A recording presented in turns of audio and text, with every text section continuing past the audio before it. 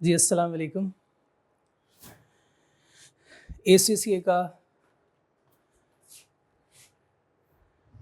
F1 business technology, जिसको BT या FBT हम कहते हैं, जो फाउंडेशन लेवल से आते हैं, यानी जो डायरेक्ट ACCA रूट से नहीं है स्टूडेंट, उनके लिए फाउंडेशन है FBT, और जो डायरेक्ट ACCA के रूट से है वो इसको बिजनेस टेक्नोलॉजी कहेंगे, BT उसके लिए, उनके लिए।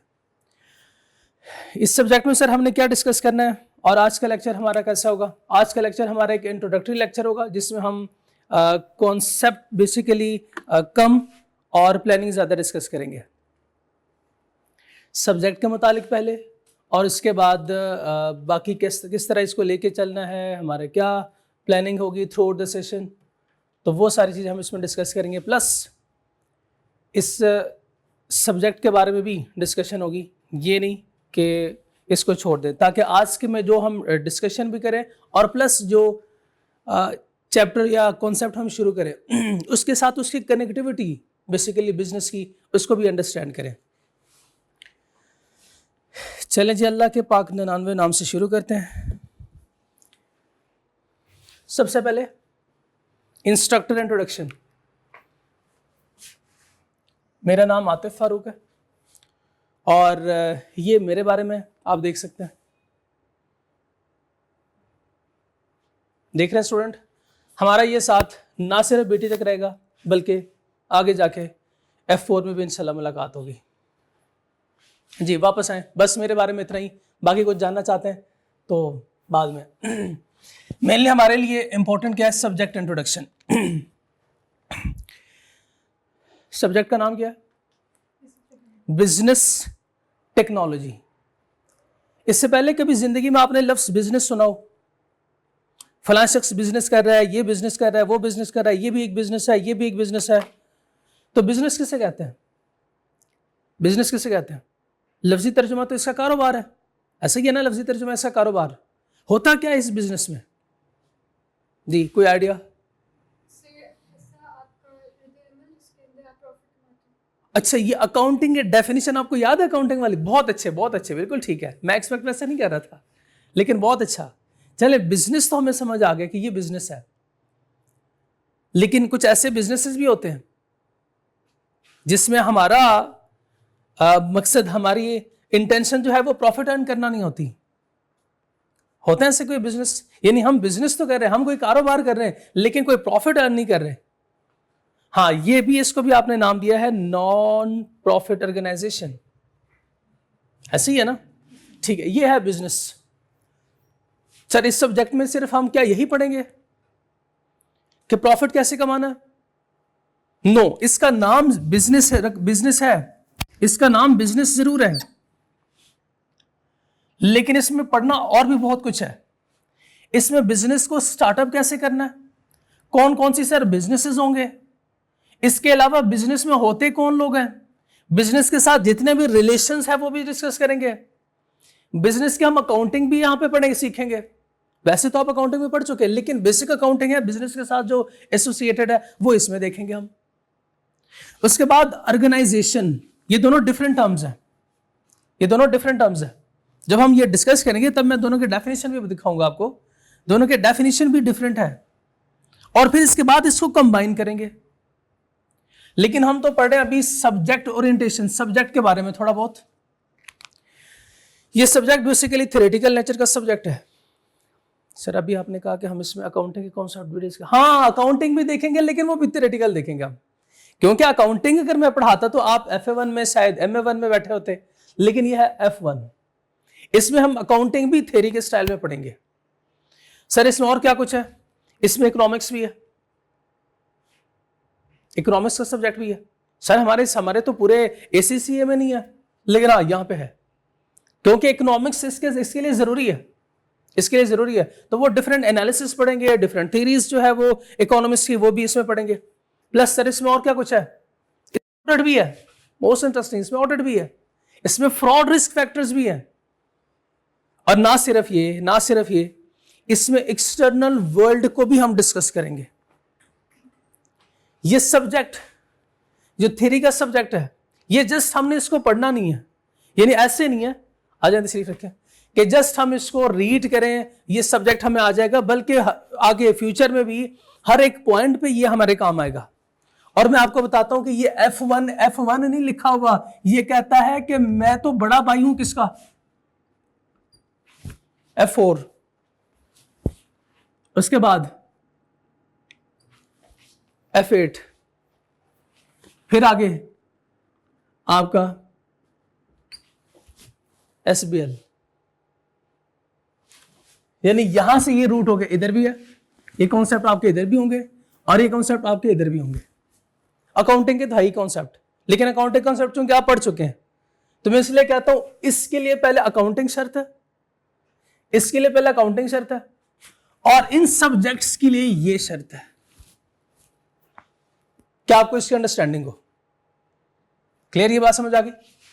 क्योंकि यही कॉन्सेप्ट लॉ है, ये 4 business corporate and business law है। ये जो कॉन्सेप्ट हम यहां पर डिस्कस करेंगे इस सब्जेक्ट में, ये आगे इधर यूज होंगे, और आज ही मैं बताऊंगा कि कहां यूज हो रहे हैं, आज ही मैं बताऊंगा। उसके बाद जैसे मैंने आपको बताया ऑडिट भी हम इसमें डिस्कस करेंगे, तो F8 ही हमारा ऑडिट है ना। आगे इसी को फिर एडवांस लेवल पे जाके SBL में हम डिस्कस करेंगे। क्लियर? तो ये बहुत बहुत जरूरी सब्जेक्ट है आपके लिए, इसको अंडरस्टैंड करना, क्योंकि जब आप F4 में जब हमारी मुलाकात होगी उसमें मैं आपको कंपनी या बिजनेस के बारे में बताऊंगा, आप कहेंगे सर ये तो ऑलरेडी हमने पढ़ा हुआ है, ये तो F1 में था, ये तो ऑलरेडी हमने थोड़ी बेसिक अंडरस्टैंडिंग हमारी अकाउंटिंग से भी आ रही है। तो हाँ बिल्कुल आपकी होगी, अगर ये स्ट्रांग है तो फिर उधर आसानी है। इसी तरह जब ऑडिट आप पढ़ेंगे, F8 पढ़ेंगे, उधर भी कुछ टर्मिनोलॉजीज यूज होंगी, जैसे टीचर प्रोनाउंस करेंगे आप कहेंगे हाँ ये सब ये तो मैंने कहीं पढ़ा हुआ था, ये लफ्ज तो सुना सुना लग रहा है, तो फिर आपको याद आएगा F1 की कहानी कि F1 में तो ये सारी बातें थी। इसी तरह SBL जो कि इसी का F1 का एडवांस वर्जन है, तो वो भी आप देखेंगे।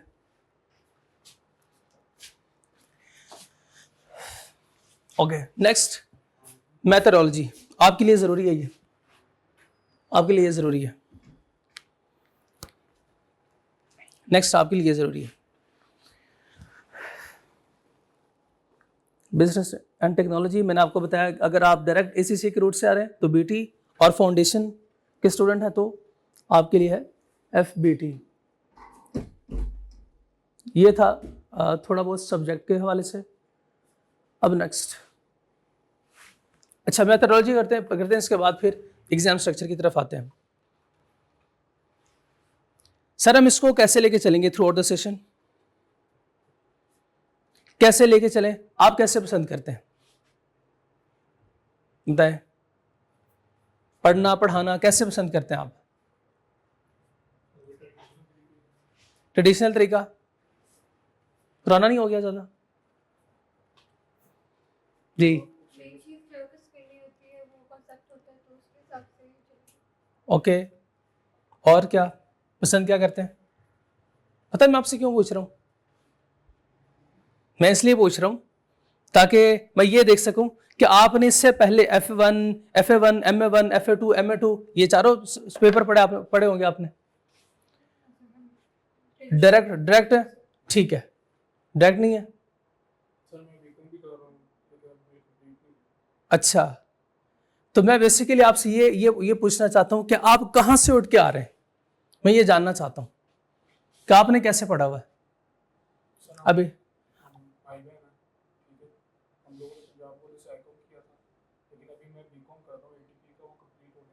ओके ओके ठीक है, टीचर कैसे पढ़ाते हैं उधर? इस तरह नहीं पढ़ाते, जबकि पढ़ाना चाहिए इस तरह। बाज़ दफा ऐसे होता है जब आपको तस्वीर दिखाई जाती है फिर आप गेस करते हैं कि ये किस चीज की तस्वीर है, और बाज़ दफा आपको ये बताया जाता है कि आप सोचें अब पिज्जा के बारे में, आंखें बंद करें और पिज्जा के बारे में सोचें।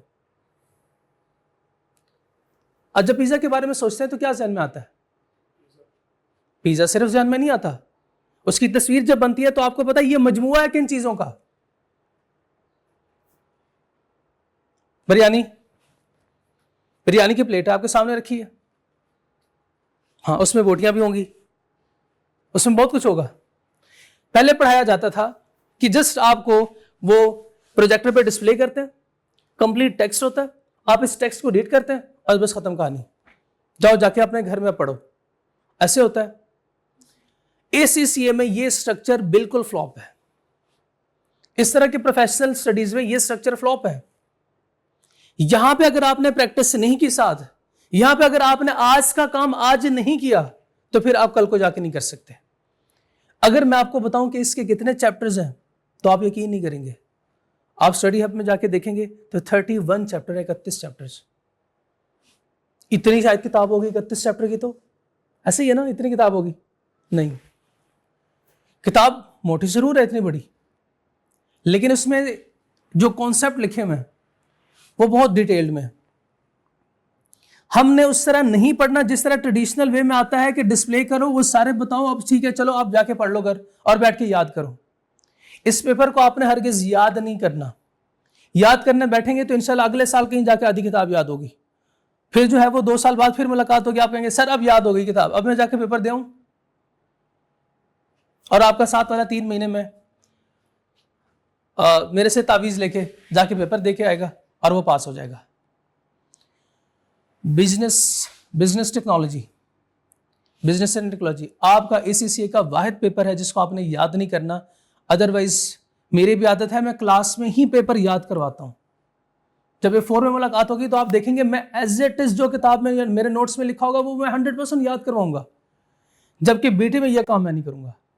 इधर मैं आपको जस्ट मेन हेडिंग्स याद करवाऊंगा और आपसे कॉन्सेप्ट पूछूंगा क्या बताएं इसके बारे में हमने क्या पढ़ा था, वो आपने बताना है।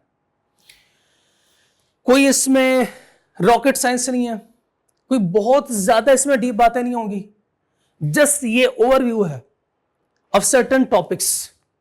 बस मैं आपको सिर्फ ओवरव्यू दूंगा, आप वो ओवरव्यू जो है वो प्रैक्टिकली भी आप देखेंगे कि वही सारा कुछ होता है। और बिजनेस में ऐसे ही होना चाहिए। एक बिजनेस को चलाने के लिए मैं आपसे पूछूंगा कि अच्छा बताएं आपका बिजनेस है, आप इसको कैसे रन करना पसंद करेंगे।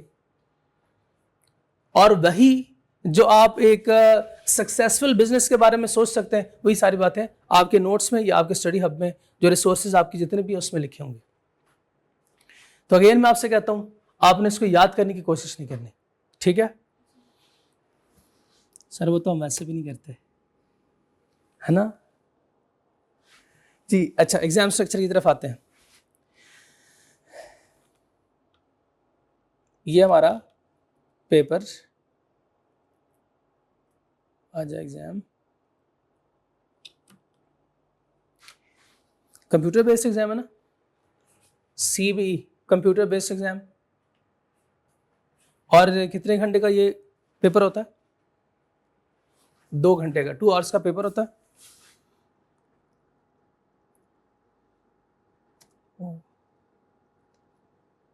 आज से इसको करो, 2 घंटे का इसका पेपर होता है और ये MCQs बेस्ड पेपर होता है। MCQs बेस्ड पेपर ने FA1 MA1 अटेम्प्ट नहीं ना किया? हाँ चलें, फिर मैं आपको एक स्ट्रक्चर दिखाता हूँ। MCQs किस तरह होते हैं? MCQs किस तरह होते हैं बताएं, शाबाश। MCQs, शाबाश। ये एक स्टेटमेंट है, ओके इसमें 4 ऑप्शंस हैं। ऑप्शन 1 B A, और आपसे कहा जाता है चूज करें मोस्ट एप्रोप्रिएट ऑप्शन, तो आप एक ऑप्शन चूज करते हैं। ये सिंपल MCQs है। अभी तक आपने ये टिपिकल स्टाइल MCQs देखे हैं। एक और स्टाइल देखें, MCQs का ही स्टाइल है। सबसे पहले स्टेटमेंट, एंड देन छोटा सा क्वेश्चन प्लस आगे उसने एक ऑप्शन दिया, option A, option B। Option A के आगे उसने बॉक्स बनाए हुए, ऑप्शन A के आगे एक बॉक्स बनाए हुए। Same is the case option B के आगे भी कुछ बॉक्सेस हैं। यानी बेसिकली ये आपसे एक सवाल नहीं, एक सवाल में उसने आपसे 4 चीजें पूछी हुई है, एक सवाल में उसने 4 चीजें पूछी हुई है। अब ये भी एक स्टाइल है, ये भी एक एग्जाम स्टाइल है, एमसीक्यू स्टाइल है ये। अगर आप कहते, अगर आपको लगता है कि ये ऑप्शन करेक्ट है, अगर आपको लगता है ये ऑप्शन करेक्ट है, तो फिर कैसे करेक्ट है इसको ठीक करें, इधर इसको आप ठीक करें। यानी एक ऑप्शन गिवन है, आप इस गिवन ऑप्शन को मोस्ट एप्रोप्रिएट बनाते हो। फॉर एग्जाम्पल आप कहते हैं मैंने नाश्ता किया, एक स्टेटमेंट बिल्कुल ठीक है, ये बिल्कुल ठीक है स्टेटमेंट कि आपने नाश्ता किया, लेकिन अगर मोस्ट मैं इसको मजीद एलोबरेट करूं तो मैं कहूंगा मैंने अंडा पराठा खाया है, तो ये अंडा प्लस पराठा, इसके साथ मैंने नाश्ता किया। तो इस तरह के, ये तो एक एग्जाम्पल है, ये तो एग्जाम्पल है। तो इस तरह के एमसीक्यूज जो है वो आपसे पूछे जा सकते हैं, जिसमें आपने खुद उस स्टेटमेंट को क्लैरिफाई करना है। आप समझ आ गई? सिर्फ एमसीक्यूज नहीं होंगे हमारे सिलेबस में, हमारे सिलेबस में सिर्फ एमसीक्यूज नहीं होंगे। और एमसीक्यूज के लिए याद रखिएगा, एमसीक्यूज हमारे होते हैं 30 MCQs of 2 marks each. Total marks होता है 60 and 16 MCQ for 1 mark each. अब बताएं टोटल,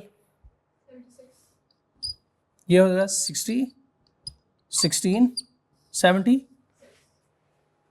बाकी मार्क्स। कोई सवाल हमसे पूछेगा? हाँ, फॉर द रिमेनिंग मार्क्स क्या करेगा? 3 पूछ लेगा हमसे, MTQs। MTQs यह है MCQs multiple choice questions, and यह है MTQs मल्टीपल टेस्ट क्वेश्चंस। कभी आपने किया ये अटेम्प्ट? किए मैं आपने, जस्ट आपको इसका नाम पता नहीं है। ये तो आपने बचपन में भी किए होंगे। ये एक पैराग्राफ है, ये एक पैराग्राफ है, बस हमें नाम पता नहीं था इसका। नीचे इधर लिखा हुआ है सवाल, क्वेश्चन नंबर 1। हाँ शाबाश, जैसे कॉम्प्रिहेंशन में होता है वही ये मल्टीपल टास्क क्वेश्चन है। मल्टीपल टास्क क्वेश्चंस, ये एक सवाल उसने पूछा, उसके 4 ऑप्शन दिए, 3 या 4 ऑप्शन। इस तरह दूसरा सवाल इसने पूछा, और ये सवाल किस में से होगा बता सकते हैं? ऐसे ऊपर पैराग्राफ में से। यानी आपने इसका जवाब जो ढूंढना है वो ऊपर पैराग्राफ में ढूंढना है। ये प्रैक्टिस आपने की है पहले? हाँ, ये प्रैक्टिस हमारी है, तो फिर इसका मतलब एग्जाम के लिए हम तैयार हैं। जस्ट हमने क्या करना है, कॉन्सेप्ट स्टडी करने अब। इसी तरह ये दूसरा सवाल, इसके 4 ऑप्शंस होंगे।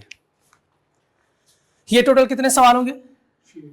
6 एंड 4 मार्क्स ईच क्वेश्चन। इसका मतलब हर सवाल 2 नंबर के लिए होगा। ये भी 2 मार्क्स के लिए। ये भी हो सकता है कि तीसरा सवाल ऐड करें, 1 और 1 कर दें। एक बात याद रखिएगा कि ये सिर्फ ऐसे नहीं होगा, ये तो 2 मार्क्स के लिए ये हमसे पूछा जा सकता है, लेकिन 1 मार्क के लिए वो हमसे या तो डेफिनेशन पूछेगा कि ये डेफिनेशन करेक्ट है या इनकरेक्ट, यानी ट्रू फॉल्स हमसे पूछ सकता है, या फिर मैच करवा सकता है, मैच द कॉलम जैसे आपने पढ़े होंगे। ये प्रैक्टिस अभी है आपकी। बस नहीं करते थे, इधर APPLE एप्पल लिखा हुआ है, आगे उसने बनाना बनाया हुआ इधर, और एप्पल नीचे करके यहीं पे कहीं है, तो हम क्या करते थे? मैच करो। तो बस ऐसे हमने मैच करना है। मैच के लिए उसने हमें ये कॉलम दिए होंगे, और हम आगे उसको फिल करेंगे कि ये जो एप्पल है इसकी तस्वीर A बॉक्स में है, B बॉक्स में है, C बॉक्स में है। इस तरह हम इसको मैच करेंगे। ज़ुबानी कलामी सर से हमें समझ नहीं आएगा, थोड़ी सी बात हमें समझ आ गई, लेकिन हम जब स्पेसिमेन पैटर्न देखेंगे फिर हमें पूरी बात समझ आ जाएगी। चले, एग्जाम स्पेसिफिक इंफॉर्मेशन है, format of computer based exam है।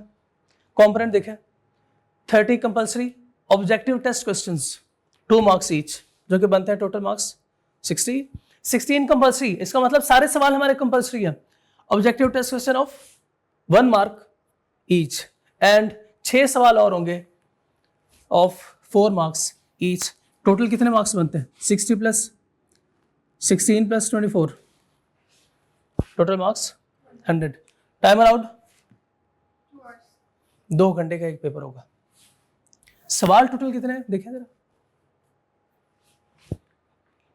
16, 46,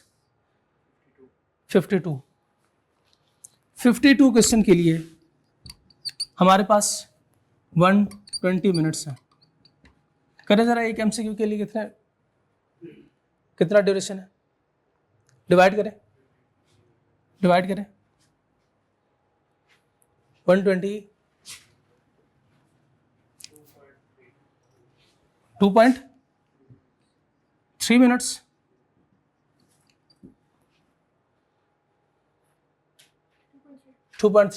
ये गलत कैलकुलेशन करवाई है आपने, ये गलत कैलकुलेशन करवाई है, ऐसे नहीं होना चाहिए। ऐसे इधर देखें, ये 52 में तो 6 सवाल वो हैं जिसके लिए पूरा पैराग्राफ पढ़ना पड़ेगा, पूरा पैराग्राफ पढ़ना पड़ेगा, ऐसे ही है ना। अब हम ऐसे करेंगे कि 100 मार्क्स को डिवाइड करेंगे, क्योंकि मार्क्स एक मार्क वाइज हम एलोकेशन कर लेते हैं, तो जिसके मार्क्स ज्यादा है उसको टाइम ज्यादा एलोकेट हो जाएगा ऑटोमेटिकली, ऐसा है कि नहीं। तो 4 नंबर के लिए टाइम ज्यादा एलोकेट होगा, यानी इसका मतलब यह कि इन 6 सवालों के लिए ज्यादा टाइम एलोकेट हो जाएगा। अब पर मार्क मुझे बताएं आपके पास कितने मिनट है? 1.2। एक मार्क के लिए, एक नंबर के लिए आपके पास 1.2 मिनट्स है, यानी 1 मिनट और 20 सेकंड है। 1 मिनट 20 सेकंड में तो आपके ये वाले सवाल हो जाएंगे। आप स्टेटमेंट पढ़ेंगे, नीचे देखेंगे ट्रू और फॉल्स, बिल्कुल खत्म बस। या मैच करेंगे उसको, बिल्कुल देखेंगे तस्वीर कहां पे, तस्वीर बेसिकली नहीं होगी, लेकिन मैं एक एग्जांपल दे रहा हूं। इसके लिए 2 मार्क्स के लिए आपके पास कितना टाइम हो जाएगा? 2.4, बिल्कुल रिजनेबल है। अगर 1 मार्क के लिए 1.2 है तो 2 मार्क के लिए तो 2.4 मिनट्स जो है वो रिजनेबल है। इसी तरह फिर 4 नंबर के लिए बताएं शाबाश, कितना टाइम होगा? 5 मिनट, 4.8 यानी 4 मिनट और 50 सेकंड। तो मेरा ख्याल है 5 मिनट एक से मल्टीपल टास्क क्वेश्चन के लिए बहुत है। 5 मिनट में हम पैराग्राफ भी स्टडी कर सकते हैं और इसके बाद ऑप्शंस जो है, ये सवाल है उसको भी अटेम्प्ट कर सकते हैं, ठीक है। तो स्टूडेंट पता है क्या करते हैं, वो कहते हैं अच्छा 52 क्वेश्चन है तो इसका मतलब ये कि हर एक के लिए 2.3 मिनट्स होंगे, तो ये भी क्वेश्चन मैं 2.3 मिनट में करूंगा, ये भी 2.3 मिनट में करूंगा, और जो मल्टीपल टास्क क्वेश्चन है वो भी 2.3 मिनट में करना है। पॉसिबल है? ये तो इसके साथ जाती नहीं है फिर कि 4 नंबर को आप 2.3 मिनट दे रहे हो और इसको भी आप 2.3 मिनट दे रहे हो, ये जाती है कि नहीं? हाँ, ये जाती आपने नहीं करनी। ये बेसिकली बताने का मकसद ये था कि आप प्रैक्टिस इतनी प्रैक्टिस करेंगे कि 1.2 तक आप इसको रिड्यूस कर सके। सर ये हमारी मेहनत कैसे होगी फिर? तो आपने सुना नहीं, practice makes a man perfect. तो इसकी प्रैक्टिस करेंगे। कैसे प्रैक्टिस करें? किताब से देखेंगे, प्रैक्टिस करेंगे, ऐसे प्रैक्टिस करें, फिर नोट्स में से देख के प्रैक्टिस करें। क्या बाबर आजम कैसे प्रैक्टिस करता है? बाबर आजम जो है वो अपनी इनिंग्स देखता होगा, बस उसकी प्रैक्टिस हो जाती होगी। कैसे प्रैक्टिस करता होगा? ग्राउंड में जाके। तो हमें भी ग्राउंड में उतरना चाहिए ना, हमें भी तो ग्राउंड में उतरना चाहिए। तो मैं आपको ग्राउंड में उतारूंगा। सर वो कैसे? आपके जितने भी असेसमेंट होगी, आपके टेस्टिंग जो होगी, वो एग्जाम स्टाइल पे आपके कंप्यूटर बेस्ड ही होगी। और ना सिर्फ घर में जाके आप कंप्यूटर ओपन करेंगे, बल्कि क्लास में बैठे बैठे भी आपकी ये प्रैक्टिस होगी। वो कैसे? उसके लिए मेरे पास एडवांस टेक्निक है। हम टेक्नोलॉजी को यूज़ करेंगे, टेक्नोलॉजी पढ़ रहे हैं ना तो टेक्नोलॉजी को यूज़ करेंगे, ठीक है। क्लास में बैठ के हम क्विज अटेम्प्ट करेंगे, और वो भी ऐसे होगा कि प्रोजेक्टर पे आपको और आपकी स्क्रीन पे, मोबाइल स्क्रीन पे तो होगा आपने 1.2, बल्कि मैं इसको थोड़ा रिस्ट्रिक्ट रखूंगा। मैं बाजों के लिए 30 सेकंड दूंगा और कुछ सवालों के लिए मैं 1 मिनट दूंगा। जो 2 नंबर के सवाल होंगे मैं उसके लिए आपको दूंगा 1 मिनट, जबकि वैसे तो ऑफिशियली इसके 2.4 मिनट है। और जो 1.2 मिनट का सवाल है उसके लिए मैं दूंगा आपको 30 सेकंड, ताकि हार्ड प्रैक्टिस हो। फिर जाके जो है वो आप पेपर में जाके अटेम्प्ट कर सकते हैं। अच्छा, जब आप अखबार पढ़ते हैं या अपने दोस्त का मैसेज पढ़ते हैं तो मैसेज पढ़ के क्या आप सोचते हैं इसमें क्या लिखा हुआ है? उसने आपको लिखा हुआ था भाई आज रात का खाना मेरी तरफ से होगा, या आज मैं आपको पिज्ज़ा खिलाऊंगा। तो फिर आप सोचते हैं ये क्या लिखा हुआ है? क्या इसके बारे में सोचते हैं? या ये किसी को दिखा यार ये पढ़ना जरा, ये क्या लिखा हुआ है? ये इसने पिज्ज़ा के बारे में कुछ कह रहा है लेकिन मुझे समझ नहीं आ रही। अनकॉन्शियस माइंड में आपकी सारी वर्किंग हो रही होती है,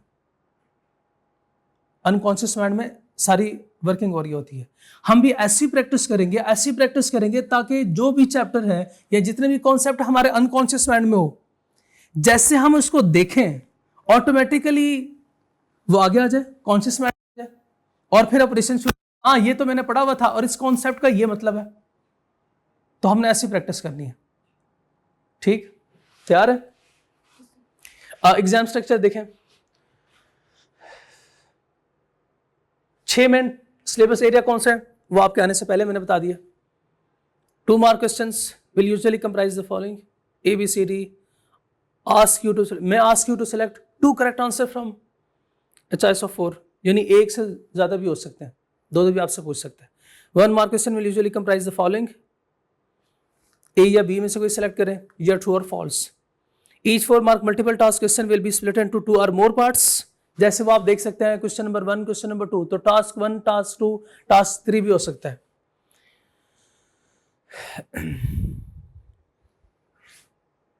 यानी एक लिस्ट दी हुई है, A B C D E F की लिस्ट दी हुई है, और आपसे कहता है कि इसमें आप ऐसा करें 4 कोई सिलेक्ट करें, या 2 कोई सिलेक्ट करें, या 3 सिलेक्ट करें। तो इस तरह भी आपसे सवाल वो पूछ सकता है। हम ये सारी प्रैक्टिस करेंगे कंप्लीट जो भी लिखा हुआ है।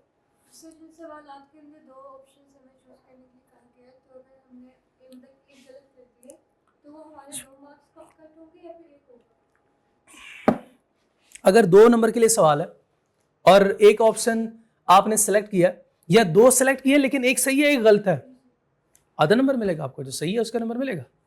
और अगर ये 1 नंबर का ही सवाल था तो फिर आपको आधा नंबर नहीं मिलेगा, आपको आधा नंबर नहीं मिलेगा, क्योंकि 1 नंबर के सवाल में वो कभी आपको मल्टीपल ऑप्शन नहीं देखा। जैसे ये देखें, multiple choice with 2 options A और B, तो A और B में से कोई एक ऑप्शन करेक्ट है ना, 2 तो हो ही नहीं सकते, तो फिर दिए क्यों उसने। इसी तरह ask you to select whether a statement is true और, तो या तो आप फॉल्स देखेंगे या तो फिर आप ट्रू सेलेक्ट करेंगे, यानी you which ever you opt, वो या तो सही होगा या गलत होगा। चलें आगे चलते हैं, कहाँ थे हम, यहाँ थे। मैथोलॉजी भी क्लियर। और क्या है, लेक्चर प्लान। हम क्या करेंगे, इसको कैसे लेके चलेंगे। मैं आऊँगा, आज जो मैंने पढ़ाया अगले दिन आके सबसे पहले आपसे पूछूंगा कल जो पढ़ाया था वो आपने बताना होगा, फिर उसमें आपका अगर आपका कोई सवाल है तो वो लूँगा, और उसके बाद फिर मैं फ्रेश टॉपिक की तरफ चलूँगा। टॉपिक के पढ़ाने के बाद क्वेश्चन आंसर सेशन होगा, एंड देन ये इसको यहाँ पे कंक्लूड नहीं करेंगे, बल्कि उसको क्विकली रिवाइज करेंगे जस्ट 2 मिनट में, और क्लास से उठते हुए हम ये इंश्योर करेंगे कि आज जो हमने पढ़ा वो हमें आज का आज ही याद हो गया। ऐसे नहीं कि हम पढ़ के जा रहे हैं लेकिन मुझे याद नहीं सर ने आज क्या पढ़ाया, तो ये प्रैक्टिस नहीं होनी चाहिए। इसके बाद इसके एग्जाम स्टाइल प्रैक्टिस भी करेंगे, और प्लस कुछ अदर रिसोर्सेज है वो भी मैं आप लोगों के साथ शेयर करूंगा। ठीक है, आप लोगों के लिए इंपॉर्टेंट एडवाइस, पहले फिजिकल स्टूडेंट के लिए होता क्या, अक्सर फिजिकल स्टूडेंट क्लास में आते हैं, ठीक है, बहुत अच्छा करते हैं, कभी ये होता है सर 8:30 क्लास है, नींद नहीं पूरी होती, तो क्लास में आके सो रहे होते हैं, सबसे बड़ा मसला। और इससे भी बड़ा मसला क्या होता है, मोबाइल फ़ोन का इस्तेमाल। क्लास में मोबाइल फ़ोन हराम है, हराम है, हराम है, मेरे से फतवा ले लेंगे। मोस्ट डिस्ट्रैक्टिंग डिवाइस है ये। मैं खुद मोबाइल ना तो क्लास में यूज़ करता हूँ और ना किसी को करने देता हूँ। क्लास में अगर आपका कोई साथ वाला डिस्टर्ब हो रहा है, अगर आपने अपना यूज़ करना है तो ठीक है करें, लेकिन आपका साथ वाला डिस्टर्ब नहीं होना चाहिए। लेकिन आप भी उस सूरत में यूज़ कर सकते हैं कि मैं जस्ट कॉन्सेप्ट को रिवाइज करवा रहा हूँ, रिपीट करवा रहा हूँ, और आपको सारा कुछ पता हो, ठीक है। और एक जो आपने नहीं करना काम, वह छुट्टी नहीं करनी। बल्कि मैं तो ऑप्शन ये देता हूँ कि अगर आपका कभी नहीं भी आने का दिल कर रहा ना, फिर भी आप आ जाएं और उस दिन मुझसे कहें सर आज हम आपके लिए आए हैं, तो उस दिन मैं चाय भी पिलाऊंगा। ठीक है, छुट्टी तो नहीं करेंगे। कितनी छुट्टियां हैं इससे पहले आई कॉम बी कॉम में?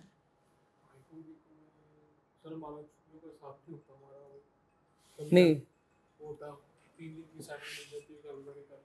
घर में बैठ के कर लो, यानी घर में बैठ के आपकी आदत है काम करने की, तो फिर तो ये तो बहुत अच्छा हो गया। इसका मतलब ये है कि मैं घर में काम करने के लिए दे सकता हूँ।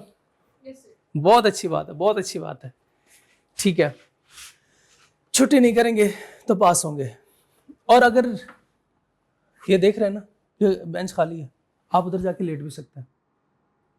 मैं लिटरली मैं बता रहा हूँ, बस आप इजी होके आए, क्लास में बैठे 1.5 घंटा मुझे बर्दाश्त करें, मैं आपको लिख के देता हूँ आप पास, बस आके मुझे बर्दाश्त करें। ठीक है ना?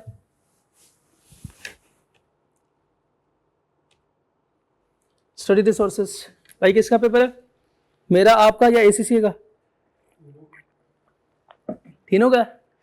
नहीं, बनाएगा कौन? एसीसी वाले बनाएंगे। कहाँ से देखे? इस्लामियत की किताब पढ़ के? नो सर, एसीसी का जो हमारा कोर्स है, तो हमें एसीसी की किताब पढ़नी चाहिए ना। स्टडी हब पे रिसोर्सेज दिए हुए हैं और अप्रूव्ड पार्टनर भी हैं। स्टडी हब है, आप जो एसीसीए का पोर्टल है, उस पे एसीसीए वालों ने यही बीटी के नोट्स जो है वो अपलोड किए हैं। आप उधर इसके वेबसाइट पे आपका जो पोर्टल लॉगिन बनेगा, ठीक है। इसके स्टडी अप्रूव्ड पार्टनर भी हैं, जैसे कैपलन एंड बीपीपी है, वो भी अच्छी किताब है, बहुत अच्छी किताब है, पता नहीं कितने सालों से उनके साथ है। ज़ाहिर अप्रूव्ड पार्टनर ऐसे तो नहीं ना बनेगा, तो वो भी किताब है, लेकिन दोनों मुश्किल है। कैपलन फिर भी इजी है, इजी वर्डिंग में। बीपीपी मुझे मुश्किल लगता है, स्टूडेंट के पॉइंट ऑफ व्यू से मुझे वो किताब मुश्किल लगी है। तो क्या करें, कौन सी किताब यूज़ करें? इजी वाली किताब।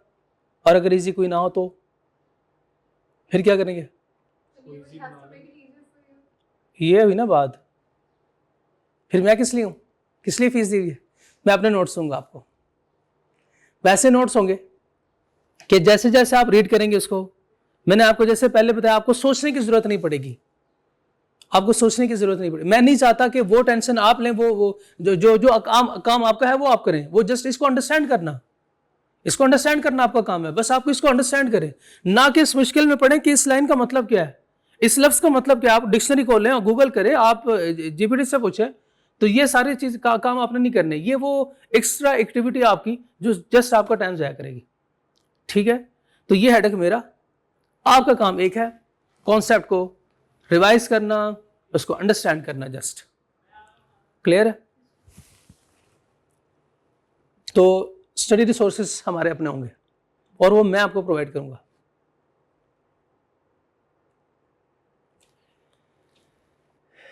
चलें, पेपर स्ट्रक्चर की डिस्कशन तो हो गई।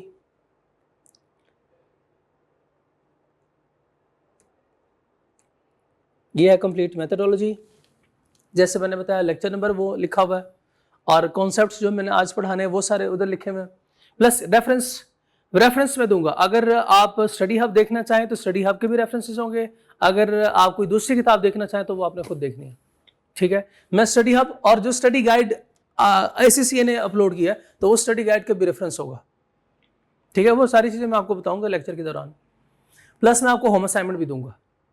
ये होम असाइनमेंट के सवाल, अब अप्रूव्ड पार्टनर जो है उनके जाहिर है अच्छे सवाल होंगे, तो वो भी हम डिस्कस करेंगे, उसकी भी प्रैक्टिस होनी चाहिए कि नहीं, यानी कैपलन और बीपीपी की।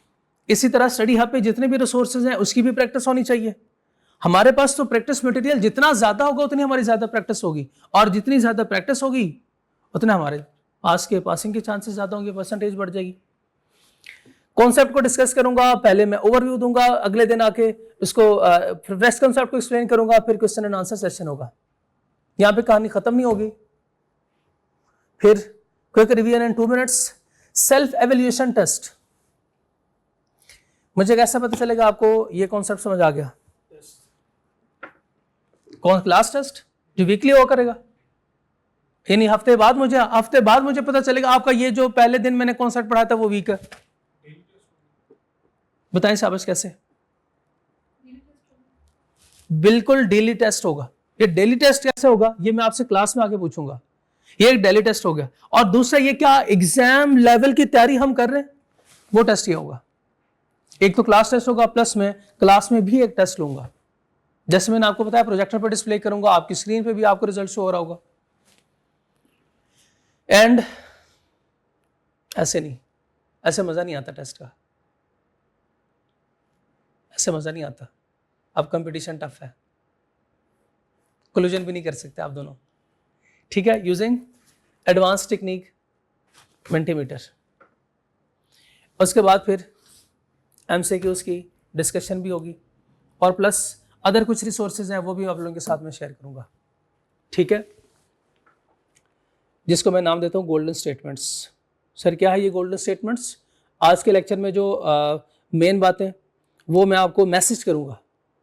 आपको मैं मैसेज क्या करूंगा, आप जस्ट उस मैसेज को रीड करेंगे, आपको पूरा कॉन्सेप्ट जो चैप्टर में जो लेक्चर में हमने पढ़ा होगा वो पूरा रिकॉल हो जाएगा।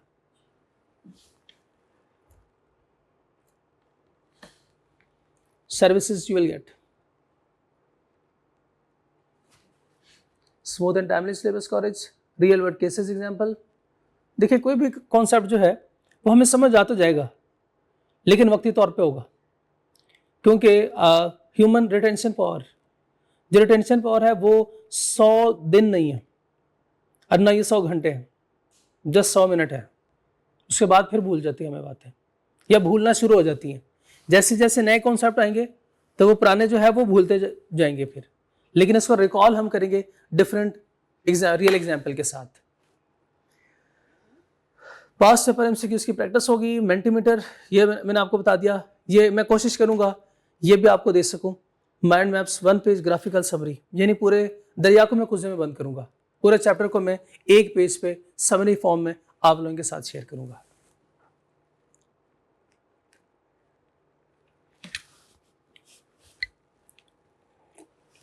ये भी जरूरी है, ये भी बहुत जरूरी है। 1.5 घंटे का हमारा डेली हमारी मीटिंग हुआ करेगी, प्लस अप्रोक्सीमेट 50 डेज के लिए, और अटेम्प्ट है हमारी सितंबर की। हो जाएगा वैसे पूरा सितंबर तक, सिलेबस डिपेंड करता है पढ़ाने वाले पे डिपेंड करता है। पढ़ने वाले कौन? शाबाश, ऑनलाइन वाले भी हैं। हाँ, ऑनलाइन वालों से तो बात करनी थी, वो रह गई। चलें ऑनलाइन वालों से भी कर लेते हैं। ऑनलाइन वाले ना बड़े मासूम से होते हैं, पता है कैसे कैसे मासूम से होते हैं? ना कोई टाइम, ना कोई टाइम टेबल, ना कोई टाइम, ना कोई टाइम टेबल। सबसे बड़ा मसला जो मुझे इनका आता है ना कोई टाइम है इनका, ना कोई टाइम टेबल। मैं इनसे हर क्लास में कहता हूं, अभी भी कह रहा हूं, अभी भी ऑनलाइन वाले सुन लो, ऑनलाइन वाले सुन लो। आपने करना क्या है, एक जैसे हमारी क्लास का टाइम होता है, रोजाना 8:30 बजे हम यहाँ पे आके क्लास में मीटिंग करते हैं, क्लास में जो पढ़ाया जाता है उसको घर जाके पढ़ते हैं। ये लोग क्या करते हैं पता है? हाँ लेक्चर आ गया ना, बस चलो ठीक है, अब सुकून से बैठ जाते हैं, इंशाल्लाह शाम में सुन लेंगे। शाम को कोई दोस्त आ गया या और अब दोस्त आ गया, चलो अगले दिन डबल लेक्चर सुन लूंगा। आधा घंटा चलाते हैं, उसके बाद नींद आ जाती है। उसके बाद क्या करते हैं, यार वो वीकेंड पे ना कर लूं मैं, चलो वीकेंड पे कर लेंगे। ये घर वालों का कोई प्लान है, या तुम्हारा रिकॉर्डेड ही लेक्चर है ना, कौन सा वो ये लाइव लेक्चर चल रहे हैं आपके, रिकॉर्डेड लेक्चर है, कल सुन लेना। इधर कोई मैचेस शुरू हो गए, चल पहले मैच देख लेता हूं, उसके बाद फिर देखेंगे। चलो करते करते पूरा, चलो संडे को मैं पूरे हफ्ते का काम करूंगा। मैं फिर उनसे कहता हूं ऐसा करो, क्या करो आप संडे को पूरे वीक का काम ना क्या करो, बल्कि उस दिन बैठ के पूरे हफ्ते का खा लेना, उस दिन पूरे हफ्ते का घूम फिर लेना, उसके बाद फिर पूरे हफ्ते में कुछ नहीं खाना। क्या पॉसिबल है ये? जब ये पॉसिबल नहीं है तो फिर ये कैसे पॉसिबल है? ये भी तो हजम करना है ना। ये भी तो हजम करना है। ये हजम कर लेते हैं हम एक दिन में, वो हमसे हजम नहीं होता। तो ये खाना और ये पढ़ाई दोनों सिमिलर है, एक दिन में नहीं होंगे ये। तो ऑनलाइन वालों ये काम नहीं करना, लेक्चर पेंडिंग होंगे, बाद में पूछते हैं सर अब 6 दिन में पूरे सिलेबस को कैसे कवर करूं, क्या मशवरा क्या आप? हाँ, कुछ ऐसे बच्चे भी होते हैं सर 6 दिन रह गए पीछे, सिलेबस कैसे कवर करूं। हर महीने कोई बच्चा आता है, वो कहता है सर मेरे पास अब 2 महीने, सर कैसे करूं। अब महीने बाद फिर पूछे सर वो पिछले महीने नहीं हो सका, 1 महीना बताएं कैसे, कोई मुझे प्लान दे। फिर मैं कहता हूं अब अगले अटेम्प्ट में मिलना बेटा, क्योंकि देखिए जो पॉसिबल होता है इसलिए तो ड्यूरेशन इतना रखते हैं। अदरवाइज अगर 1 महीने में होता तो मैं क्यों खुद को ये सुबह आता हूँ 8:30 बजे, तो मैं भी 1 महीने में पढ़ा के बस चलो ठीक है छुट्टी, ऐसे नहीं करना। और आप लोगों ने भी, ठीक है ना, रोज़ का काम रोज़ करेंगे तो ही ये होगा, अदरवाइज मुश्किल हो जाएगा। चलें जी, अब ऑफिशियली चैप्टर 1 शुरू करते हैं। अगेन मैं आपसे एक दफ़ा फिर पूछूंगा बिजनेस के डेफिनेशन बताएं, अकाउंटिंग में जो आपने पढ़ा है बिजनेस के बारे में वो बता दें। एक ऐसी एक्टिविटी जिसमें आपकी इंटेंशन हो प्रॉफिट अर्न करना लीगल तरीके से, ये भी बिजनेस में होता है, बिजनेस में लीगल तरीका भी होता है, ये तो मुझे पता नहीं था। चाहे मेरे लिए जज़ाकल्लाह, नहीं जज़ाकल्लाह। अच्छा, और क्या होता है इस बिजनेस में? ये बिजनेस होते कौन कौन से हैं? बिजनेस की एग्जांपल देना शाबाश। सर एक तो होता है सर्विसेज बिजनेस है, बिल्कुल ठीक है। जैसे सर्विसेज है, एजुकेशनल इंस्टीट्यूशंस जितने भी हैं ये सर्विस प्रोवाइडर होते हैं। हॉस्पिटल्स हैं सर्विस प्रोवाइडर होते हैं, डॉक्टर सर्विस प्रोवाइड करते हैं। और एग्जांपल दे सकते हैं सर्विस प्रोवाइडर की एग्जांपल? एनजीओज हैं, बिल्कुल ठीक है, और बिल्कुल ठीक, 100% ठीक। ये सर्विसेज की एग्जांपल हो गई, बस ये सर्विस बिजनेस है, सर्विस टाइप। और भी होंगे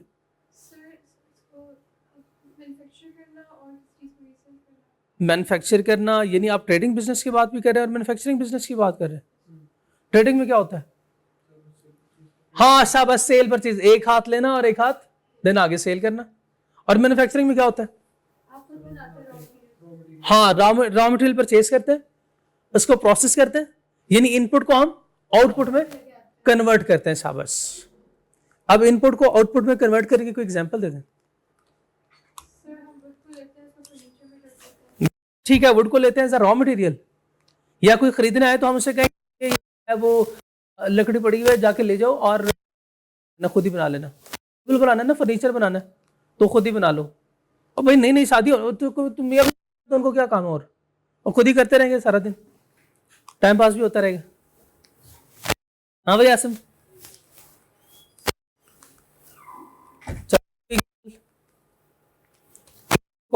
कन्वर्ट करने की एग्जांपल कोई?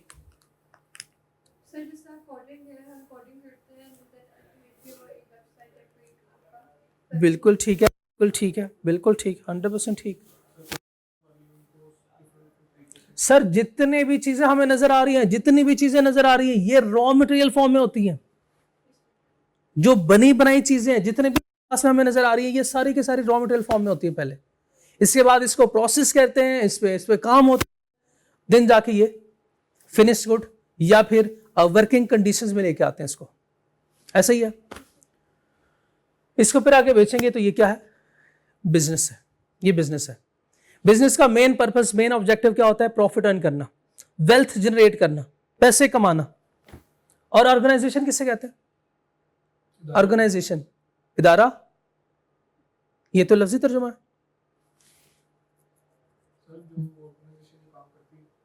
ऑर्गेनाइजेशन काम करती है, ऑर्गेनाइजेशन बताएं शाबाश, कॉलेज क्या एक ऑर्गेनाइजेशन है?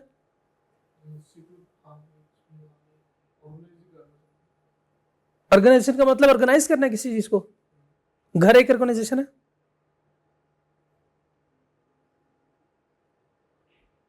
नहीं है घर organisation. Group of friends, friend group organisation है, ये भी नहीं। ओके, शौकत खानम ऑर्गेनाइजेशन है, Yes. Pakistan cricket board PCB organisation है, पीसीबी Yes. ये भी ऑर्गेनाइजेशन है, ईदी एक ऑर्गेनाइजेशन है,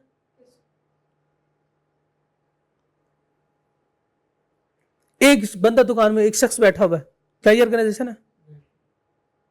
वो भी तो ऑर्गेनाइज कर रहा है, वो भी तो प्रॉफिट अर्न कर रहा है। ऑर्गेनाइजेशन में काफी बंदे मिलके काम करते हैं, तो घर में भी तो काफी लोग मिलके काम करते हैं। लेकिन वो आपके पर्सनल यूज के लिए होता है, वो आप दूसरे के लिए नहीं करते। हाँ, बिजनेस को हमने डिफाइन प्रॉफिट अर्न करने के लिए होता है। ठीक,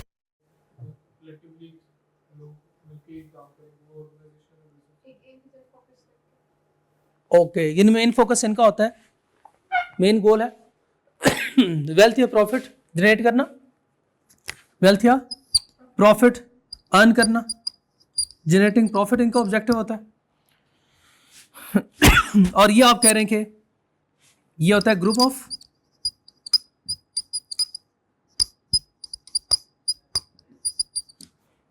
ठीक है, ऐसा ही है ना। ये मैंने ऐसे क्यों लिखा हुआ है?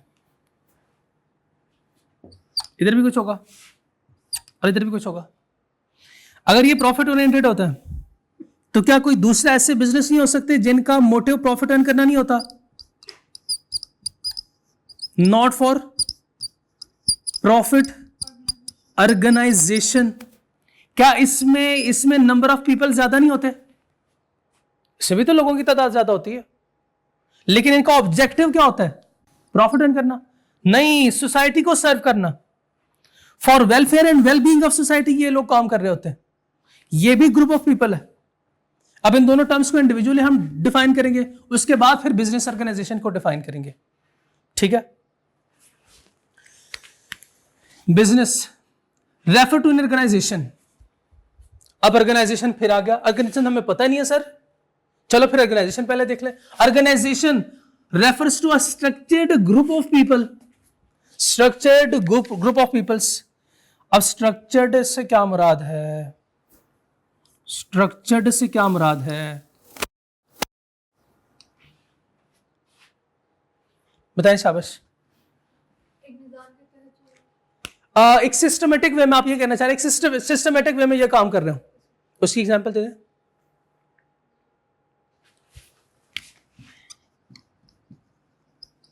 बताएं इसकी एग्जांपल दे दें।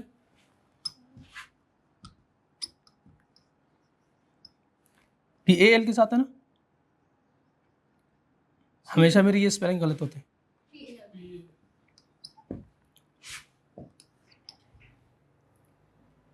बताएं इनके नीचे कौन होता है? हाँ, वाइस प्रिंसिपल, फिर हाँ कोऑर्डिनेटर यानी HO, डीज, इसके बाद लेवल मैनेजर्स का होता है, एंड देन टीचर, फिर स्टाफ। ऐसे ही होता ना।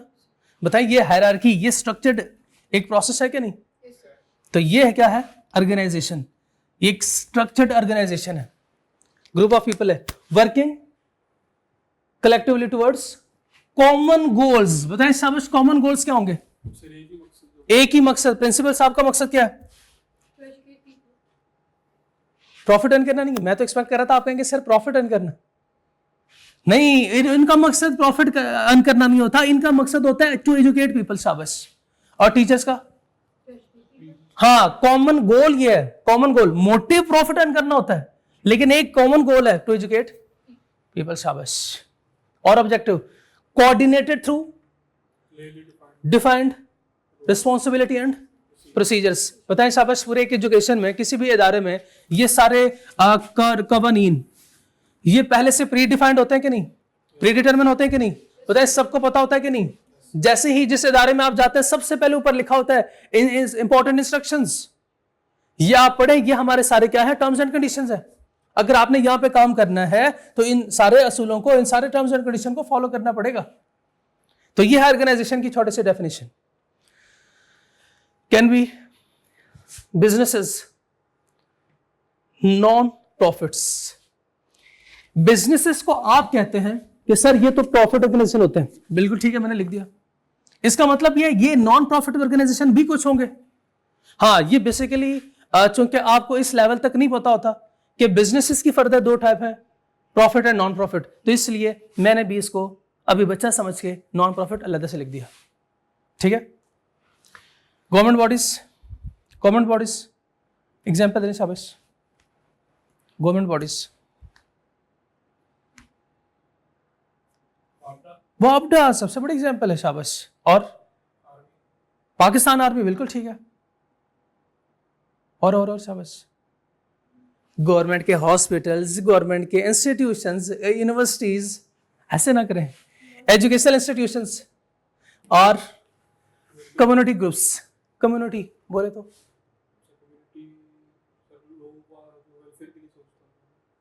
जो वेलफेयर के लिए सोचते हैं वो तो इधर आ जाएंगे। मिलिट्री ग्रुप ऑफ पीपल को कहते हैं जिनका एक अलग से निज़ाम चलता है, लाइक फॉर एग्जांपल आइडियोलॉजी है तो उनका एक सेपरेट ग्रुप है।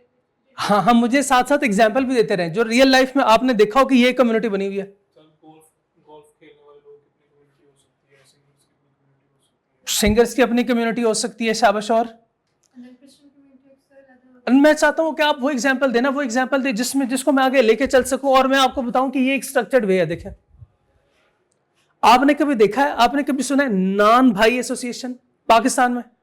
नान भाई एसोसिएशन, ये जो रोटियां बेचते हैं, नहीं सुना कभी? न्यूज नहीं देखते? चले नहीं सुना होगा, ठीक है, लेकिन रक्षा के पीछे देखा होगा कुछ, रक्षा यूनियन एसोसिएशन, उनका भी सदर होता है और फिर आगे जो है वो नायब सदर भी होता है उनका। इसी तरह वो हर रक्षा के पीछे तकरीबन लिखा होता है ये। तो वो एक एसोसिएशन है, वो है कम्युनिटी ग्रुप्स इस तरह के। अच्छा, अगर ये भी नहीं सुना तो लेबर यूनियन का तो सुना है ना? लेबर यूनियन क्या है? वो भी एक कम्युनिटी है, लेबर यूनियन भी एक कम्युनिटी है। और इसकी एग्जांपल क्या हो सकती है? 4-5 एग्जांपल हो गई। मैं चाहता हूं कि आप अब सोचें, आप जितना ज्यादा सोचेंगे आपको उतना ही ज्यादा बिजनेस टेक्नोलॉजी आप अंडरस्टैंड कर सकते हैं। और इजी, बहुत इजी है ये। बिल्कुल ठीक है, बिल्कुल ठीक है, बिल्कुल ठीक है, ये बिल्कुल 100% ठीक, बिल्कुल 100% ठीक है। जितने भी प्रोफेशनल जो भी इसको लेके चलते हैं उनकी अपनी एक कम्युनिटी होती है, प्रोफेशनल्स की कम्युनिटी होती है। जैसे लॉयर्स की कम्युनिटी, आपको पता है जहाँ पे लॉ एंड ऑर्डर की वायलेशन होती है तो वो ये सारे वकील निकलते हैं कि नहीं निकलते हैं ना, जिसको हम लॉ एसोसिएशन कहते हैं। तो ये है कम्युनिटी ग्रुप्स। ऑर्गेनाइजेशन के डेफिनेशन समझ आ गई? क्या है ऑर्गेनाइजेशन? स्ट्रक्चर्ड लोग नहीं, structured group of peoples, group of peoples, शाबाश। हाँ बिल्कुल ठीक है, बिल्कुल ठीक है, बताएं शाबाश। उन सब पे ये लाजिम है इसको फॉलो करना? वायलेशन कर सकते हैं? वायलेशन नहीं कर सकते, क्योंकि अगर वायलेशन कोई करता है तो वो ग्रुप का मेंबर या हिस्सा नहीं रहेगा उसके बाद। चले, अब business refer to an organisation, business refers to structured technique और entity engaged in a commercial, industrial or professional activities aimed at generating profits or achieving economic objectives। ये है प्रॉफिट अर्न करना, ये एक मोटिव है।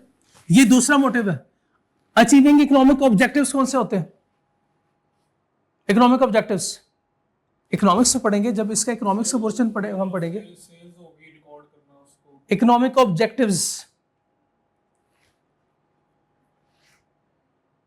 सोसाइटी को सर्व करना, society को सर्व करना, इकोनॉमी को बिल्ड करना, ठीक है, इकोनॉमी को बिल्ड करना। यानी हमारा आपने सुना होगा कि जीडीपी बहुत कम है, जीडीपी कम है, जीडीपी को इंक्रीज करना। एम्प्लॉयमेंट बहुत कम है, सर एम्प्लॉयमेंट बहुत कम है, अनएम्प्लॉयमेंट बहुत ज़्यादा है। अब क्या करना है इसके लिए? सोसाइटी को कैसे सर्व कर सकते हैं? कारोबार ज्यादा देखिए, शाबाश। और एम्प्लॉयमेंट ज़्यादा होगी, उससे एम्प्लॉयमेंट ज्यादा होगी, एम्प्लॉयमेंट डिफरेंट अपॉर्चुनिटीज आएंगी, बिल्कुल। और बताएं शाबाश। यूथ को एजुकेट करना, ट्रेनिंग प्रोवाइड करना, लोन्स प्रोवाइड करना ताकि एंटरप्रेन्योर स्किल्स एस्टेब्लिश हो, शाबाश, बिल्कुल ठीक, बिल्कुल ठीक है।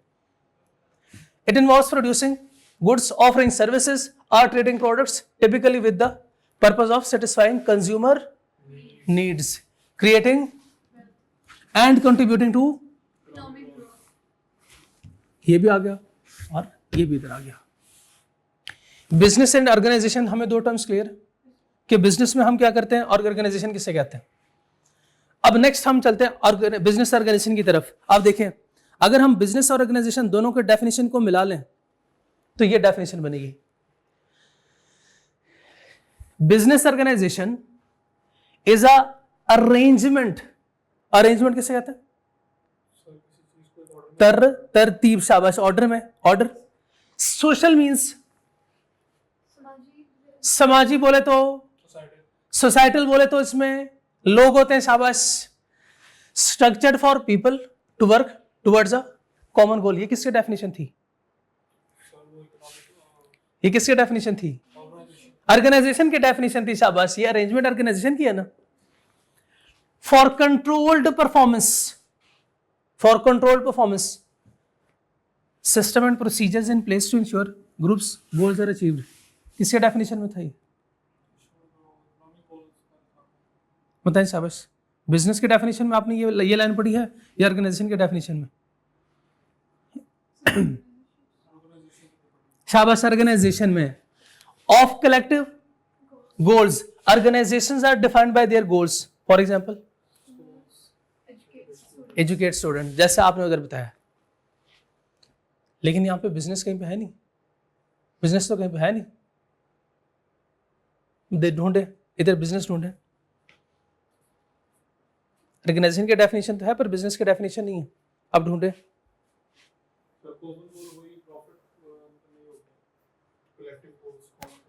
हाँ, आपने सही आइडेंटिफाई किया, आपने सही आइडेंटिफाई किया।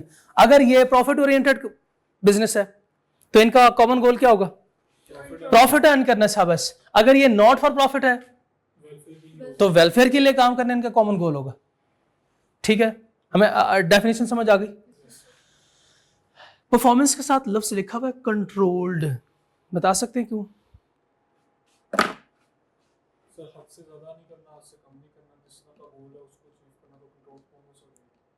बिल्कुल ठीक है, लेकिन मैं चाहता हूं कि हम ऊपर वाले डेफिनेशन में और यहां पे ढूंढें, कहीं पे लफ्ज कंट्रोल लिखा हुआ है। कंट्रोल लिखा नहीं हुआ, लेकिन अब आपको नजर आएगा कहीं पे, आपको नजर आएगा, बस देखने वाली आंख होनी चाहिए।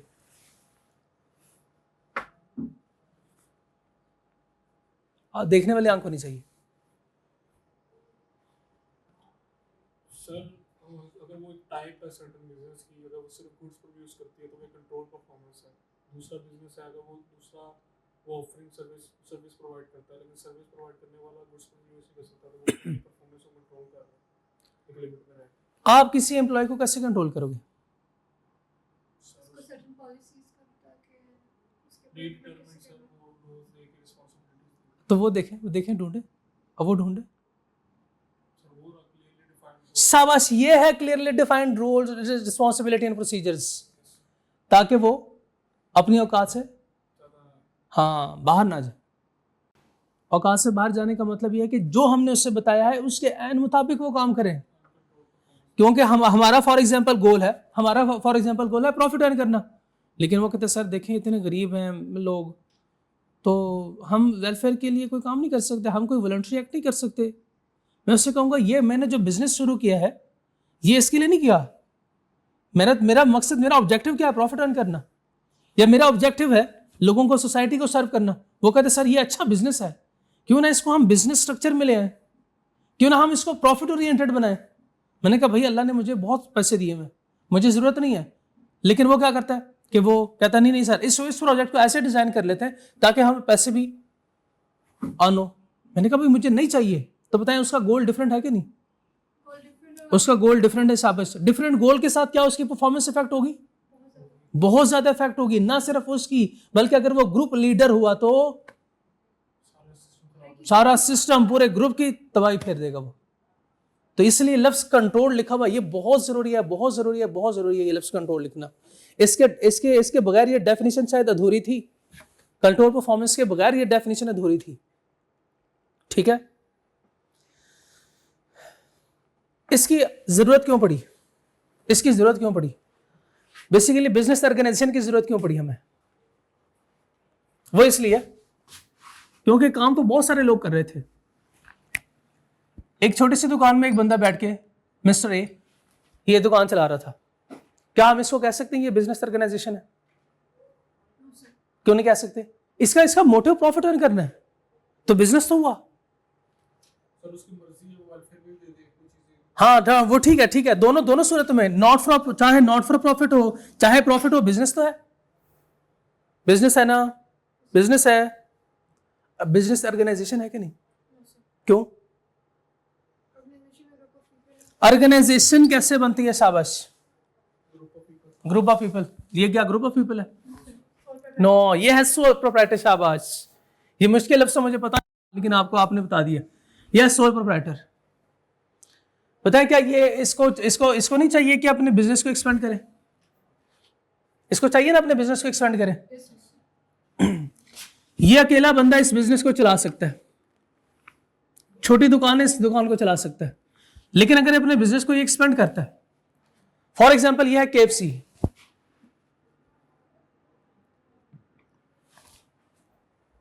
KFC अगर छोटी सी दुकान में हो तो एक बंदा इसको ऑपरेट कर सकता है। अगर उसमें मुल्क में इसके डिफरेंट लोकेशन पे डिफरेंट ब्रांचेस हो तो बताएं क्या एक बंदा इसको कंट्रोल कर सकता है? लार्ज स्केल पे ज्यादा लोग चाहिए। क्या इसको कंट्रोल कर सकता है? देखिए कंट्रोल लफ्ज की अहमियत देखें। क्या इसको कंट्रोल कर सकता है? क्या वो इसको मैनेज कर सकता है अकेले? नहीं कर सकता। तो इसको क्या चाहिए? डिफरेंट ब्रांचेस पे लोग चाहिए कि नहीं? लोगों की जरूरत इसको पड़ेगी। तो लोगों की जरूरत पड़ेगी तो तादाद एक से ज्यादा नहीं होगी, तो नंबर ऑफ पीपल्स नहीं कहेंगे अब हम। तो ये ग्रुप ऑफ पीपल है। ग्रुप ऑफ पीपल मिलकर क्या बनाते हैं? Organisation. Organisation. When and why we need organisation? बताएं शाबाश, हमें जरूरत कब पड़ी? सर उसको एक्सपेंड करने के लिए। हाँ, एक्सपेंड करने के लिए, बिजनेस को एक्सपेंड करने के लिए जरूरत क्यों पड़ी?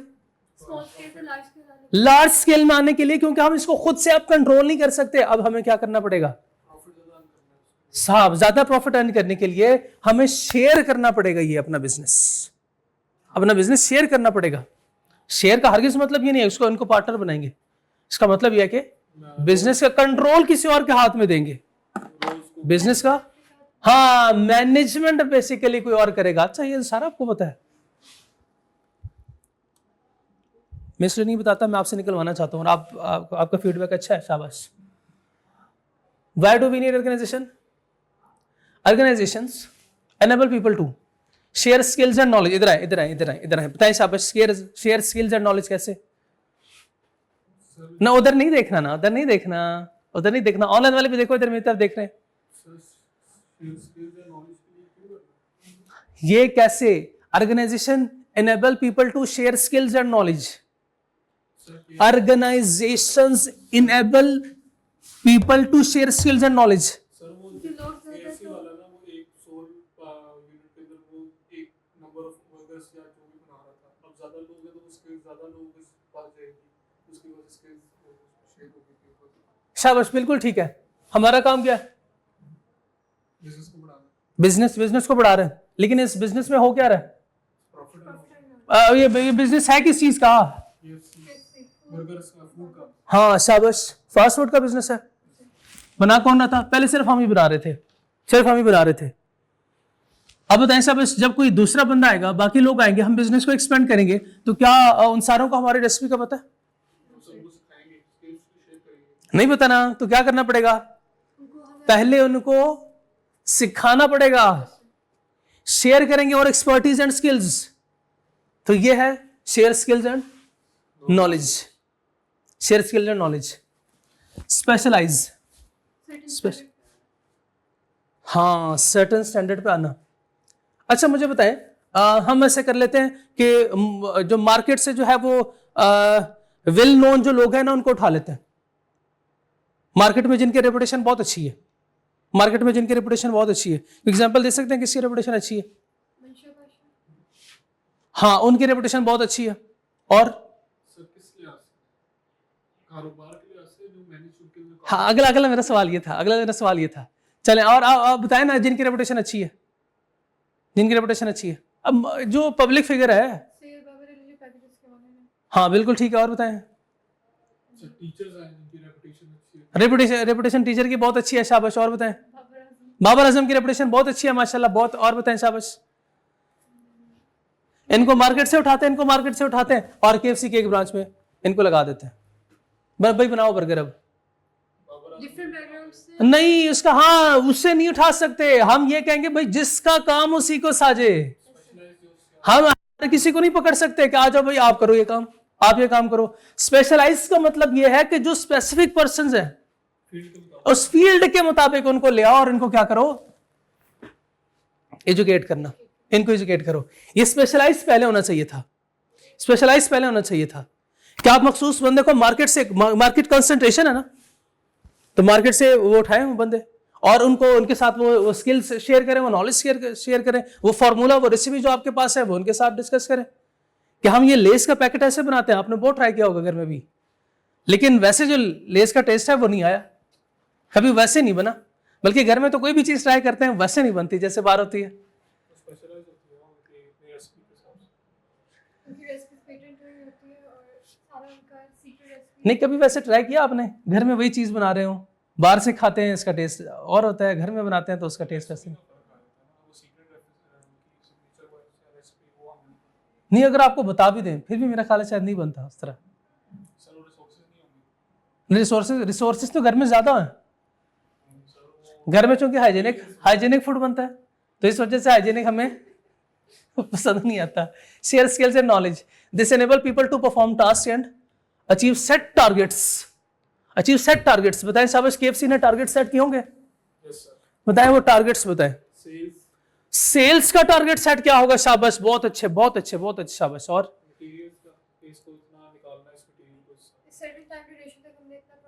इतना प्रॉफिट अर्न करना है, बिल्कुल ठीक है, बिल्कुल ठीक है।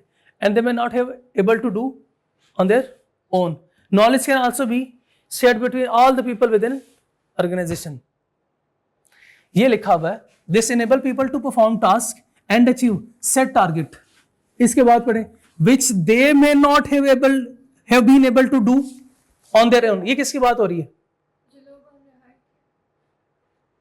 सर जो मिस्टर ए था जिसका KFC था, हाँ, जिस बंदे का KFC था, वो जो पहला बंदा था, वो जो एक छोटी सी दुकान चला रहा था, वो खुद ये नहीं कर सकता, इस बिजनेस को एक्सपेंड नहीं कर सकता। उसे क्या करना पड़ेगा? स्टाफ को हायर करना पड़ेगा। अच्छा, स्टाफ को हायर करें, आप जो है वो हेड ऑफिस में बैठ जाएं। यूट्यूब पे छोटी छोटी वीडियोस, ये क्लिप्स आपने देखे होंगे कि उसमें वो तब तक काम नहीं करते, वो जैसे देखते हैं ठेकेदार आ गया तो फौरन से उठ के जो है वो काम शुरू करते हैं। ऐसे होता है, रियल लाइफ में भी ऐसे ही होता है। जब टीचर क्लास में आते हैं तो सारे पढ़ते हैं, फिर बैठ के जैसे टीचर क्लास से बाहर जाते हैं, चलो भाई फोन निकालो। होता है ऐसे कि नहीं होता? घर में भी जैसे अम्मा आती हैं तो भी उसके बाद किताब खोल लेते हैं, अम्मा के जाते साथ ही किताब ओपन, लेकिन वो किताब वो नहीं होती, वो फेसबुक है। This enable people to perform task, and achieve set targets. अगर हम खुद ये काम नहीं कर सकते तो फिर हम ऐसे करते हैं कि इन लोगों से काम करवाने के लिए क्या करते हैं, कुछ टारगेट सेट करते हैं इनके लिए। क्या आपने इस मंथ में इतना प्रॉफिट अर्न करना है, या आप कोई चीज बना रहे हैं तो आपने इतना आउटपुट प्रोड्यूस करना है। ठीक है, ये हमारा सेट टारगेट्स है। Which they may not have been able to do on their own. ये किसकी बात हो रही है? ये जो पहला मालिक था इसकी बात हो रही है कि वो खुद से नहीं कर सकता सारे, उसमें इसको क्या करना पड़ेगा? स्किल्स एंड नॉलेज को शेयर करना पड़ेगा। Specialise, individual can concentrate on allowing them to build up a greater level of skills and knowledge, making them the best at all. यानी बार बार रिपीटेडली काम करेंगे तो एक्सपर्ट बनेंगे कि नहीं? जैसे घर में हमारी अम्मा, आपने कभी रोटी बनाने की कोशिश की है? था। तो फर्स्ट टाइम जब आप बना रहे थे तो बिल्कुल गोल रोटी बनी थी? How is that possible? वैसे नहीं होता ऐसे। अच्छा छोटी बनाई होगी आपने इतनी सी। हमारी अम्मा जो बार बार क्योंकि एक काम करती है, वो काम जो हम 3 घंटे में करते हैं वो 10 मिनट में 15 मिनट में उनको हो जाता है। हम कपड़े प्रेस करते हैं तो हमें टाइम लगता है, लेकिन वो कहता है चलो इधर दो मुझे, इधर दो मुझे, 5-7 मिनट में कपड़े प्रेस हो जाते हैं। होता है ऐसे कि नहीं? पूल रिसोर्स, ये एक डिफरेंट टर्म्स है। Pool resources, this could be money और टाइम। बता सकते हैं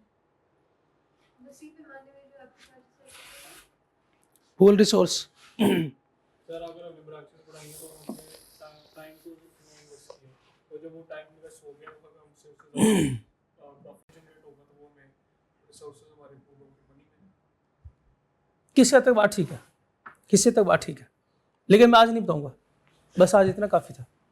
हमने पहले ऑर्गेनाइजेशन को डिफाइन किया, उसके बाद हमने बिजनेस को डिफाइन किया, एंड देन बिजनेस ऑर्गेनाइजेशन को डिफाइन किया।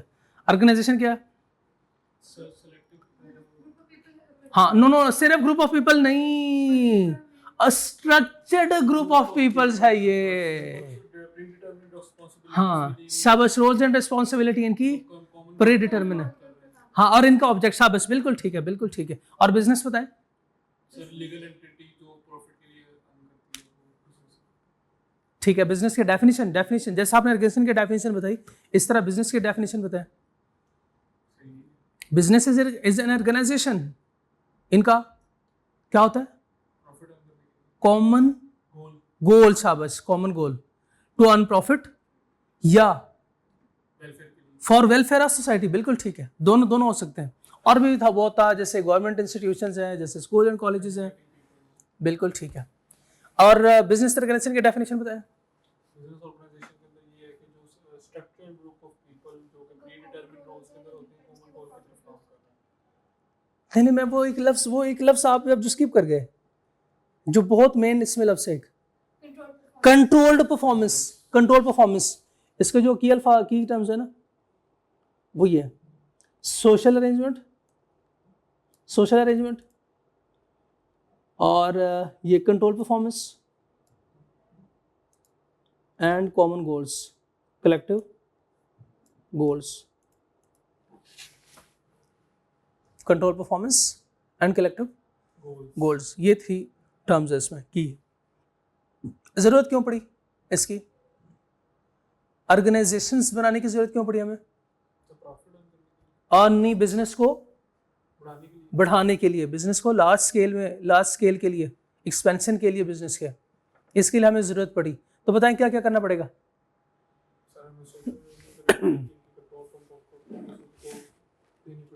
हाँ, स्पेशलाइज्ड लोगों को हायर करना पड़ेगा और शेयर करने, बिल्कुल ठीक है, स्किल्स शेयर करने पड़ेगा, एंड पूल रिसोर्सेज हमें नहीं पता अभी, ठीक है। ये 3 बातें। All of the above results in synergy, where an organization can achieve more than an individual could on their own. बहुत मुश्किल लाइन है, शायद ऑनलाइन वालों को समझ आ जाए बात, समझ आ जाए। All of the above results in synergy, पता नहीं इसका मतलब क्या है। Where an organization can achieve more than an individual could on their own, इस लाइन का मतलब बताएं, इधर से मतलब बताएं, शाबाश। वेयर एक ब्रांच थी तो एक लिमिटेड रिजल्ट था, उसकी ब्रांचें बढ़ गई तो उसको और ज्यादा अचीव कर रहा है। हाँ, ऑर्गेनाइजेशन के बाद, यानी जब ऑर्गेनाइजेशन बन गया, आप वो ज्यादा अर्न कर रहा है, ऐसे ही है। आपने सुना होगा, अकाउंटिंग वाले बताते हैं, अकाउंटिंग वाले कहते हैं 1 + 1 कितना होता है? 2। लेकिन हम पता है हम क्या कहते हैं? हम कहते हैं कि आपने वो भी सुना है, 1 और 1 कितना होता है? 11। 1 और 1 11 होता है। और मैं साबित ना करूं 1 और 1 11 कैसे होता है? 1 और 1 11 ऐसे होता है, 1 और 1 11 ऐसे होता है। जब आप अकेले काम कर रहे होते हैं, या छोटी बहन, बड़ी बहन, या कोई एक इनमें से काम कर रही है, तो वो ये देखती है, ये बड़ी बहन ना बैठी हुई है, तब से फोन चला रही है, ये क्यों काम नहीं कर रही? मैं भी नहीं करूंगी, मैं भी नहीं करती काम, ये क्यों काम नहीं कर रही? सुबह से ये बैठी हुई है या सो रही है, मैं भी काम नहीं करती। लेकिन मुझे बताया, अगर दोनों मिलके वो काम करें, तो दोनों मिलके काम करें, इंडिविजुअल अगर कोई काम करता है, आप इंडिविजुअल काम करो, वो भी इंडिविजुअल काम करें, वो परफॉर्मेंस दोनों की होगी, लेकिन उतनी नहीं होगी जितने कलेक्टिवली अगर वो कोई काम करें तो हाँ बढ़ जाएगी। अकेला बंदा कोई स्टडी कर रहा है, आप अकाउंटिंग का फॉर एग्जांपल एक सवाल अटेम्प्ट कर रहे थे, शुरू में आपके लगे 20 मिनट, 25 मिनट, 30 मिनट, इस तरह का टाइम लगता है, और उसमें कोई मसले आते हैं तो उस पर आप सोचते हैं। आप और आपका दोस्त दोनों साथ बैठ गए, अब जहां पे आपको मसला आ रहा है दोस्त से पूछते हैं, जिधर दोस्त को मसला आ रहा है वो आपको बताता है, हाँ वो आपसे पूछता है या आप बता देते हो। तो इस तरह दोनों की परफॉर्मेंस क्या हो जाती है, बढ़ जाती है, दोनों की परफॉर्मेंस बढ़ जाती है। सिनर्जी इफेक्ट कहते हैं, जैसे वो 1+1 है, सिनर्जी है 2+2 इज ग्रेटर देन 4, इसकी डेफिनेशन है ये 2+2 इक्वल्स टू 4 नहीं, 2+2 इज ग्रेटर देन 4। मैं इसको कहता हूं कि 1 और 1 11 होता है। जब मिलके लोग काम कर रहे होते हैं तो आउटपुट या प्रोडक्टिविटी बढ़ जाती है, और अगर वो इंडिविजुअली काम करें तो वो प्रोडक्टिविटी उतनी नहीं रहती। तो मैं भी क्लास वालों से कहता हूं, मिलके पढ़ेंगे तो, छुट्टी करेंगे तो फिर आपको अलग से बैठ के पढ़ना पड़ेगा, तो आपकी प्रोडक्टिविटी कम होगी। क्लास में आएंगे, ऐसे क्लास में मिल बैठ के पढ़ेंगे तो प्रोडक्टिविटी हमारी ज़्यादा होगी। तो क्लास में भी प्रोडक्टिविटी, और क्लास के बाद भी हम इस प्रोडक्टिविटी को ऐसे मेंटेन रखेंगे। कैसे सर? वो डिफरेंट रिसोर्सेज में आपके साथ शेयर करूंगा, आपको करके आएंगे तो इंशाल्लाह इसका फ़ायदा ये होगा कि हमारी प्रोडक्टिविटी या आउटपुट विल डेफिनेटली इंक्रीज। कोई सवाल यहाँ तक कुछ पूछना चाहते हो ओरिएंटेशन में से, या फिर जो हमने आज डेफिनेशन पढ़ी है? कोई सवाल? कुछ भी नहीं, सब अच्छा है, ठीक है। ऑनलाइन वालों का अगर कोई सवाल है तो वो व्हाट्सएप ग्रुप पे पूछ सकते हैं। ठीक है, आज का लेक्चर यहाँ ख़त्म करते हैं। अस्सलाम वालेकुम।